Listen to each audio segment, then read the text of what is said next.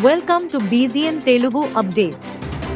గుణాత్మక మార్పు అనే నినాదం గతంలో వినిపించిన గులాబీ బాస్ మాజీ ముఖ్యమంత్రి కె చంద్రశేఖర్ రావు తాజాగా కేంద్ర ప్రభుత్వ ఏర్పాటులో కీలక పాత్ర పోషిస్తానని తెలిపారు.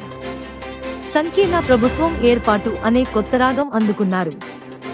భారత రాష్ట్ర సమితి పనైపోయిందని, ఒక్క సీటు రావడమే గగనమంటూ ప్రత్యర్థులు లైట్ తీసుకుంటున్న వేళ తన లెక్కేంటో చెబుతున్నారు కేసీఆర్. తాజాగాకి ఇచ్చిన ప్రత్యేక ఇంటర్వ్యూలో కేసీఆర్ చేసిన వ్యాఖ్యలు చర్చనీయాంశమవుతున్నాయి.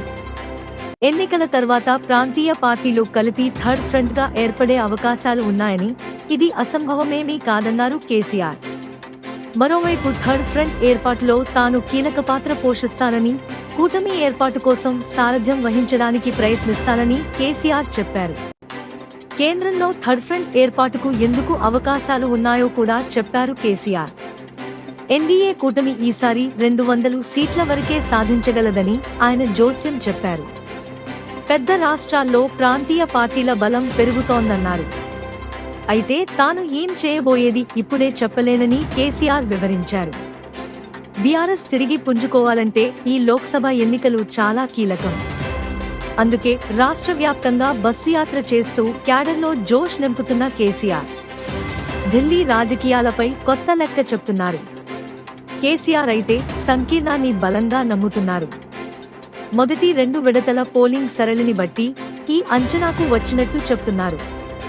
ఎన్డీఏకి 200 దాటవని, అదే టైంలో ఇండియా కూటమి ప్రభావమూ లేదని అంటున్నారు. దీన్ని బట్టి ప్రాంతీయ పార్టీలు ఇప్పుడు కీలకం అవుతాయని కేసీఆర్ చెప్తున్నారు.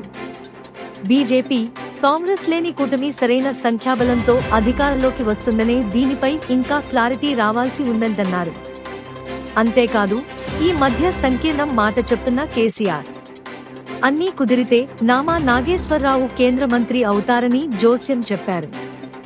ఖమ్మం ఎంపీగా నామా గెలిస్తే ఢిల్లీలో పెద్ద పదవిలో ఉంటారన్నారు. Stay tuned for more updates, like, share and subscribe.